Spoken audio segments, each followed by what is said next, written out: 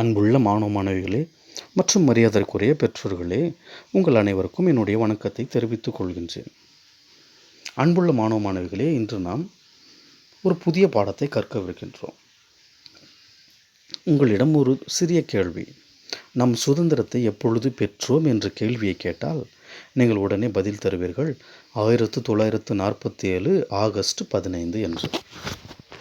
இந்த சுதந்திரமானது நமக்கு எளிமையான முறையில் கிடைத்ததா? சுலபமாக இந்த விடுதலை நாம் பெற்றுக்கொண்டோமா? கிடையவே கிடையாது. இதற்காக பல்வேறு தலைவர்கள் உயிர் தியாகங்களை, இரத்தங்களை சிந்தி இந்த விடுதலையை பெற்று தந்திருக்கிறார்கள்.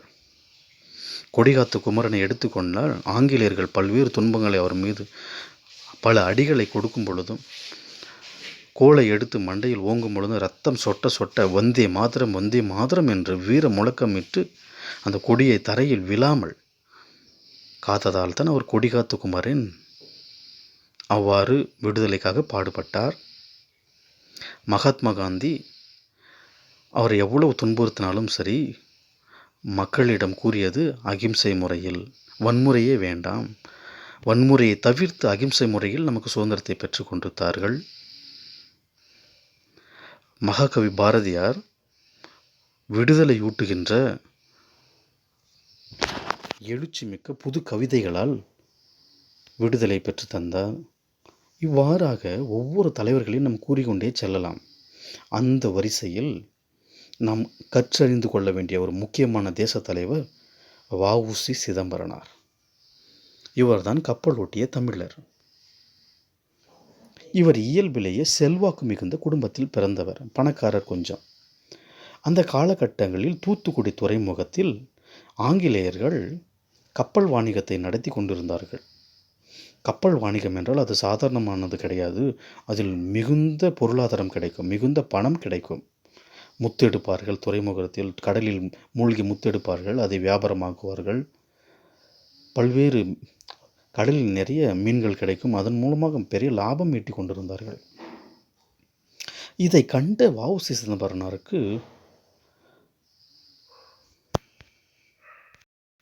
சிறிய கோபம். நம் நாட்டில் வந்த வெள்ளையர்கள் நம் தமிழ் மக்களையே அடிமைகளாக்கி பணம் பார்த்து கொண்டிருக்கிறார்கள் என்ற கோபம் வ.உ.சி. சிதம்பரனாருக்கு. இவர் தான் இயல்பிலேயே பணம் படைத்தவர் அல்லவா? தன்னுடைய நண்பர்களை கொண்டு நாமும் கப்பலை வாங்க வேண்டும், அதற்கு ஒரு இயக்கத்தை வைத்து நாமும் அதை இயக்க வேண்டும் என்ற ஒரு ஆர்வம் வ.உ.சி. சிதம்பரனாருக்கு. இவருடைய நண்பரான பாண்டித்துரையார் அவரும் இவரும் சேர்ந்து சுதேசி இயக்கம் என்ற பெயரில் 2 கப்பல்களை வாங்குகிறார்கள். அந்த கப்பலை தூத்துக்குடி துறைமுகத்தில் வெள்ளோட்டம் பார்க்கிறார்கள். வெள்ளோட்டம் பார்ப்பது என்பது, இப்போது ஒரு புதிய பைக் வாங்கிட்டோன்னு வச்சுங்க, அந்த பைக் என்ன பண்ணுவோம், அங்கங்கே ஓட்டி பார்ப்போம் இல்லையா, எப்படி இருக்குது, பிரேக்கெல்லாம் எப்படி பிடிக்குது, எப்படி ஸ்பீடாக போகுதுன்னு பார்ப்போம். அதுபோல் கப்பலை வாங்கி வெள்ளோட்டம் பார்க்குறாங்க. அந்த கப்பலை கடலுக்குள் செலுத்தும் பொழுது ஆனந்த கண்ணீர் வருகிறது வ.உ.சி. சிதம்பரனாருக்கு. இதை பார்த்த வெள்ளையர்கள் சும்மா இருப்பாங்களா? இவ்வளவு நாள் பணமாக நம்ம சமாளிச்சுட்டு வந்தோம், புதியதாக 2 கப்பல் வந்த உடனே இவருடைய பொருளாதாரம் பின்தங்குகிறது. ஆங்கிலேயர்கள் என்ன பண்ணுறாங்க, வ.உ.சி. சிதம்பரனிடம் வந்து பேரம் பேசுகிறார்கள். உனக்கு கொஞ்சம் காசு தருகிறோம், 100,000 ரூபாய் தருகிறோம், நீ அந்த இயக்கத்தை விட்டு வெளியே வா. ஏனென்றால் அந்த இயக்கத்தினுடைய செயலாளர் வ.உ.சி. சிதம்பரனார், தலைவர் பாண்டித்துரையார். நீ வெளியே வந்துரு அப்படின்னு சொல்கிறாங்க. சற்று மனம் தளராத வ.உ.சி. சிதம்பரனார், மக்கள் எல்லாம் அந்த காலகட்டங்களில் அடிமையாக இருந்தார்கள், சலாம் போட்டுக்கொண்டு ஆங்கிலேயர்கள் எது சொன்னாலும் சரி சரி என்று அவர்கள் சொல்வதே தெய்வ வாக்காக நம்பிக்கொண்டிருந்தவர்கள் எல்லாம் வீர முழக்கம் கொண்டு எழுப்பினார் வ.உ.சி. சிதம்பரனார். வந்தே மாதரம் வந்தே மாதரம் இப்படி சொல்லி சொல்லி எல்லா மேடைகளிலுமே வீர முழக்கத்தை இட்டவர் வ.உ.சி. சிதம்பரனார். அவர் மாத்திரமல்ல, பாலகங்காதர திலகர் சுதந்திரம் எனது பிறப்புரிமை, அதை அடைந்தே தீருவேன் என்று வடநாட்டிலே பாலகங்காதரர்கள் எழுந்திட்டாருங்க. அவங்க அந்த நாட்டில் வந்து அந்த மாநிலத்தில், வட மாநிலத்தில் பாலகங்காதர திலகர் வீர முழக்கத்தை இட்டு கொண்டிருக்கிறாரு. இது மாதிரி ஒவ்வொரு இடத்துலையும் எல்லாரும் ஒன்று சேர்ந்து மக்களை ஒற்றுமைப்படுத்துகிறாங்க. ஏனென்றால் சுதந்திரம் பெற்றுக்கொள்ள வேண்டும் இல்லையா, அடிமைத்தனத்தில் தானே இருக்கிறோம். இதை கண்ட ஆங்கிலேயர்கள் வ.உ.சி. சிதம்பரனார் மீது பல்வேறு குற்றங்களை போடுகிறார்கள். வெள்ளையர் கோர்ட்டிலே இந்த குற்றத்திற்கு விசாரணை நடக்கிறது. இப்போ வெள்ளையர்களுக்கு தெரிஞ்சிடுச்சு, வந்தே மாதரம் வந்தே மாதரம் என்று சொன்னால் இவர்கள் எல்லாம் ஒற்றுமையாகிறார்கள், இவருக்குள் ஒரு வீர முழக்கம் பிறக்கிறது, ஒரு தைரியம் வருகிறது என்று அறிந்து கொண்ட வெள்ளையர்கள் வ.உ.சி. சிதம்பரனாரை சிறையில் தள்ளுகிறார்கள். சிறையிலே அவர் பட்ட துன்பம் கொஞ்சம் நெஞ்சம் அன்று. செக்கு இழுத்த செம்மல் இவர்தான் வ.உ.சி. சிதம்பரனார். கடினமான அந்த செக்கை சுற்ற வேண்டும், இவ்வாறெல்லாம் கஷ்டப்பட்டிருக்கிறார் வ.உ.சி. சிதம்பரனார். இவ்வாறு இருந்தாலும் அந்த வீர முழக்கத்தை இவர் கைவிடவே இல்லை. அந்த விசாரணையின் போது இவருக்கு தண்டனை கிடைக்கிறது. என்ன தண்டனைன்னா, இரட்டை தீவாந்திர தண்டனை. 6 ஆண்டு கோவை சிறையிலையும் கண்ணூர் சிறையிலையும் கொடும் பணி செய்கிறாரு. சிறையில் என்னென்ன வேலை கொடுப்பாங்க, பல்வேறு கடினமான வேலைகள் தான் கொடுப்பாங்க. இவருடைய உடல் ரொம்ப சலிச்சு போயிடுச்சு, கஷ்டமாக இருக்கும், உடல் பாரமாக இருக்கும். ஆனால் இவர் உள்ள ஒரு நாளும் தளரவே இல்லை. சிறைச்சாலையை தவசாலையாக மாற்றுகிறார். சிறையிலே அந்த கிடைக்கும் நேரத்தை பல்வேறு புத்தகங்களை படிப்பதில் கழிக்கிறார். தொல்காப்பியத்தை படிப்பதிலும்,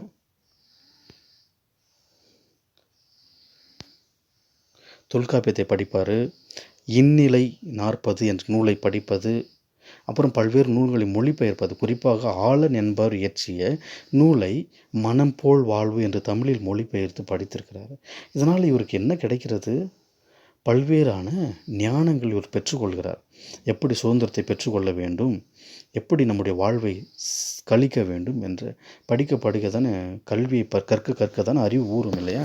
அதே போல் கிடைக்கும் நேரங்களை படிக்கிறார். சிறையிலே பல்வேறு சிறு நூல்களை எழுதுகிறார்.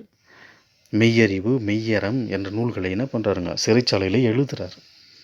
ஒரு நாள் என்ன நடக்குது, சிறைச்சாலையில் ஒரு ஜெயிலர் ஒருவன் வரான். வ.உ.சிக்கு சில புத்திமதிகளை சொல்கிறான். ஆனால் வ.உ.சிக்கு பயங்கர கோபம் வந்துடுது.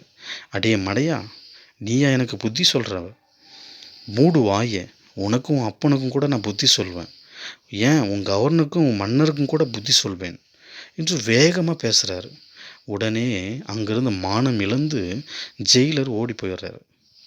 இவ்வாறு சிறைச்சாலையில் கூட தன்னுடைய தைரியத்தை கைவிடாதவர் தான் வ.உ.சி. சிதம்பரனார். எவ்வளவு தண்டனைகள் கொடுத்தாலும், எவ்வளவு சிறை வாசங்களை இவர் மேற்கொண்டாலும், மக்களிடத்திலிருந்து அந்த எழுச்சியை கொண்டு போவதை ஆங்கிலேயர்களால் தடுக்கவே முடியவில்லை. மக்களிடம் ஒரு ஒற்றுமையை கொண்டு வராரு. சிறை வாழ்வு முடிந்தது. சிறை வாழ்வு முடிந்த உடனே தூத்துக்குடிக்கு வராரு. அதனால் அவர் பெற்ற குழந்தைகளை பார்க்கிறாரு. சுதேச கப்பல் அங்கே இல்லை. அதை பார்த்து ரொம்ப துயருறாரு. பட்ட பாடெல்லாம் பயனற்று போயிற்று என்று பரிதவிக்கிறாரு. ஆனால் அவருடைய எண்ணம் என்ன, என்றேனும் ஒரு நாள் சுதந்திரம் வந்தே தீரும் என்ற மன நிம்மதி கொள்கிறார்.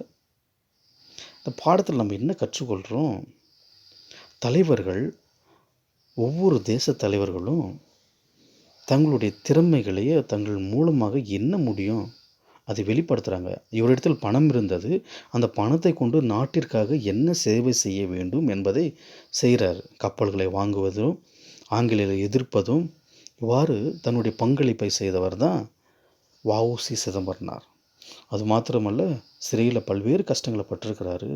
சிறையில் செக்கு இழுத்துருக்கிறாரு. அது நம்ம பாடப்புத்தகத்தில் கொடுத்துருக்குறாங்க, சிறையில் சிதம்பரனார் இழுத்த செக்கு என்று. இந்த பாடத்தில் இறுதியில் நம்ம ஒன்று கற்றுக்கொள்ளலாம்.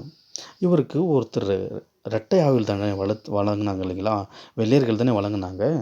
அவர் என்ன சொல்கிறார் அப்படின்னா, சிதம்பரனாரின் பிரசங்கன்னா ஒரு வீர பேச்சையும் பாரதியாரின் பாட்டையும் கேட்டால் செத்த பிணம் கூட, ஒரு செத்த பிணம் இருக்குது இல்லைங்களா, அந்த பிணம் கூட உயிர் பெற்று எழுந்துரும், புரட்சி ஓங்கும், அடிமைப்பட்ட நாடானது 5 நிமிடத்தில் விடுதலை பெறும்.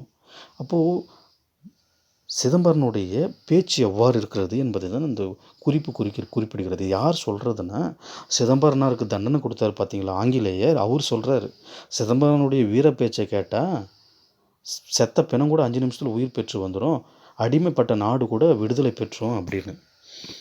எனவே அன்புள்ள மாணவ மாணவிகளே, இந்த பாடத்தில் நம் நாட்டு சுதந்திரத்திற்காக பாடுபட்ட தேச தலைவர்களை உணர்ந்து நாம் பெற்ற சுதந்திரத்தை பேணி பாதுகாப்போம்.